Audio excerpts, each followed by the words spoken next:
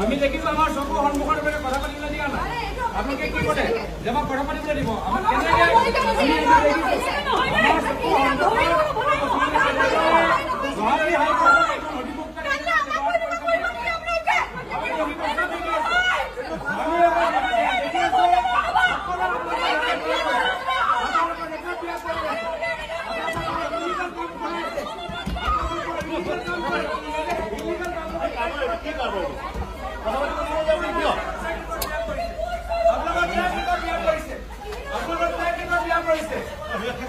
আপোনালোকৰ track record বেয়া কৰিছে আপোনালোকৰ পৰা ইলিগেল কাম কৰাইছে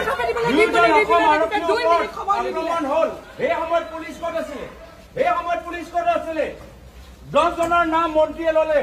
10 জনৰ ভিতৰত সেই 8 জনক আপোনালোকে ধৰিব পৰা নাই অসম আৰক্ষী ইমান দুৰ্বল নেকি লখিমপুৰৰ পৰা গুৱাহাটীলৈ আহিছে লখিমপুৰৰ পৰা গুৱাহাটীলৈ আহিছে কিন্তু অসম আৰক্ষী যে 2 জন বিষয়াক যে আটক কৰিলে আক্ৰমণ কৰিলে তাত ক'ত অসম আৰক্ষী ক'ত या 2 जनक যেতিয়া আক্ৰমণ কৰিলে তেওঁলোকে ইউনিফৰ্ম কাঢ়ি লৈ গ'ল তেওঁলোকে মেচিন গান ধৰি লৈ গ'ল যেতিয়া অসম আৰক্ষী নাই আপোনালোকৰ ৰেকৰ্ড বেয়া কৰি আছে নিজক আপোনালোকে ৰাজনীতিকৰণ কৰি আছে কি ক'ব এই মুহূৰ্তত আজি মই কেন্দ্ৰীয় গৃহমন্ত্ৰী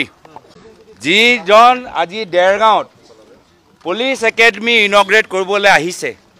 তেওঁক মই মাত্ৰ এটা চমু নমুনা দেখাবলৈ বিচাৰিছোঁ যে অসম আৰক্ষীক কেনেদৰে বৰ্তমানৰ অসমৰ মুখ্যমন্ত্ৰী হিমন্ত বিশ্ব শৰ্মা ডাঙৰীয়া একদম ইলিগেল কাম তেওঁলোকৰ পৰা কৰাই আছে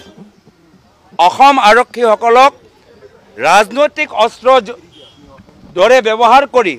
তেওঁলোকৰ ট্ৰেক ৰেকৰ্ড বেয়া কৰি আছে তেওঁলোকৰ ফাইল বেয়া কৰি আছে তেওঁলোকৰ প্ৰমোশ্যন হোৱা সুবিধাখিনি তাত তেওঁলোকে বাধা দি আছে আৰু বাৰম্বাৰ মুখ্যমন্ত্ৰী মহোদয় কিছুমান নিৰ্দেশ দি অসম আৰক্ষী আৰু আমাৰ গুৱাহাটী ন্যায়ালয়ৰ মাজত সংঘাত হওক সেই পৰ্যায়লৈ গৈ আছে বাৰম্বাৰ গুৱাহাটী হাইকোৰ্টে সুপ্ৰিম কোৰ্টে অসম আৰক্ষীক বাৰম্বাৰ নিৰ্দেশ দি আছে যে আপোনালোকে আইন উলংঘন নকৰিব আপোনালোকে আইনটো ইলিগেলি ইণ্টাৰপ্ৰেট নকৰিব বাৰম্বাৰ কঠোৰ নিৰ্দেশ দিয়ে গৈছে তথাপিও বৰ্তমানৰ মুখ্যমন্ত্ৰী আজি অসম আৰক্ষীৰ পৰা এনেদৰে কাম কৰাইছে নগাঁৱত 2 জন আৰক্ষীৰ ওপৰত বৰ আক্ৰমণ হ'ল তেওঁলোকক কেনেদৰে মাৰিলে পিটিলে সেইসকলক ক'ত গ'ল যিসকলৰ নাম অসমৰ মন্ত্ৰী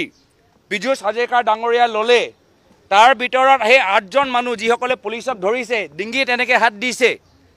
এনেকৈ পাঞ্চ কৰিছে কিক কৰিছে তেওঁলোকৰ মেচিন গান কাঢ়ি লৈ গৈছে সেইসকলক অসম আৰক্ষী নধৰে কিয় কি তেওঁলোকে বিজেপি দলৰ সদস্য আৰু আজি এজন অধিবক্তাক মুখপাত্ৰ মাত্ৰ এটা টুইটৰ কাৰণে আমাক যি খবৰ দিছে এটা টুইটৰ কাৰণে লখিমপুৰৰ পৰা ইমান পুলিচ বাহিনী আহিছে কিন্তু যেতিয়া নগাঁও যেতিয়া 2 জন কনষ্টেবলৰ ওপৰত ইমান বেয়াকৈ তেওঁলোকক মাৰিলে পিটিলে এতিয়া তেওঁলোকক অসম আৰক্ষী ধৰিব পৰা নাই আজি অসম আৰক্ষী এনে একো সন্মান নাই মই গৃহমন্ত্ৰী অমিত শ্বাহ ডাঙৰীয়াক নমুনা দিছোঁ কি চাওক এয়া হৈছে মুখ্যমন্ত্ৰী হিমন্ত বিশ্ব শৰ্মা ডাঙৰীয়াৰ নেতৃত্ব অসম আৰক্ষী বেয়া ব্যৱহাৰ কি যেতিয়া 2 জন আৰক্ষীৰ ওপৰত আক্ৰমণ হয় তেতিয়া মুখ্যমন্ত্ৰী নিমাতিকন্যা হৈ থাকে যেতিয়া 2 জন আৰক্ষীৰ ওপৰত আক্ৰমণ হয় আজি কি মানৱ ডেকা ভগৱান নেকি আজি কি পীযুষ হাজৰিকা ডাঙৰীয়া ভগৱান নেকি আজি হিমন্ত বিশ্ব শৰ্মা ডাঙৰীয়া ভগৱান নেকি আজি গোটেই বিজেপি দলটো ভগৱান নেকি অসমৰ মানুহে আৰক্ষীক পিটিব পাৰে কিন্তু ভগৱানৰ বিৰুদ্ধে মাত মাতিব নোৱাৰে ভগৱানৰ বিৰুদ্ধে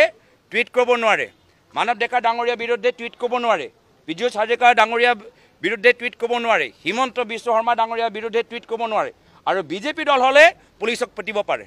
এয়া বাৰ্তা দিবলৈ বিচাৰিছে গৃহমন্ত্ৰী অমিত শ্বাহ ডাঙৰীয়া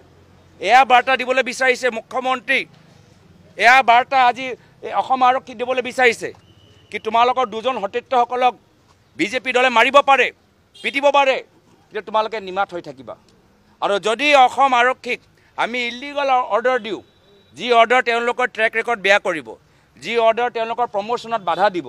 যি অৰ্ডাৰ তেওঁলোকৰ ওপৰত পিছত গৈ কেছ হ'ব যি অৰ্ডাৰৰ পিছত গৈ গুৱাহাটী হাইকোৰ্ট সুপ্ৰিম কোৰ্টত তেওঁলোকে হাজিৰ হ'ব লাগিব এনেধৰণৰ কামখিনি কৰাই আছে এনেধৰণৰ কামখিনি কৰি আজি কাক তেওঁলোকে বিপদত পেলাইছে অসম আৰক্ষীক মুখ্যমন্ত্ৰী হিমন্ত বিশ্ব শৰ্মা ডাঙৰীয়া এনেদৰে অসম আৰক্ষীক ব্যৱহাৰ কৰি অসম আৰক্ষীসকলক বিপদত পেলাই আছে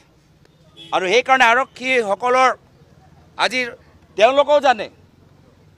যে তেওঁলোকৰ পৰা ইলিগেল কাম কৰাই আছে কিন্তু তেওঁলোকে বাধ্য তেওঁলোকে ক'ব পৰা নাই কিন্তু আমি গম পাইছোঁ আমি খবৰ পাইছোঁ আজি সেইকাৰণে কেন্দ্ৰীয় গৃহমন্ত্ৰী অমিত শ্বাহ ডাঙৰীয়া আজি এইখিনি বাৰ্তা কওক আপোনালোকৰ সতীৰ্থসকলক সোধক কি গৃহমন্ত্ৰী আপোনালোকে পুলিচ একাডেমি দেৰগাঁৱত এইখিনি কথা শিকাবলৈ গৈছে নেকি কি বিজেপিয়ে ইলিগেল কাম কৰালে আপোনালোকে মানি থাকক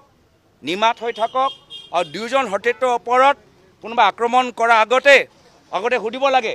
কি আপোনালোকে বিজেপি নে বিজেপি নহয় আৰু যদি বিজেপি হয় তেতিয়া নিমাত হৈ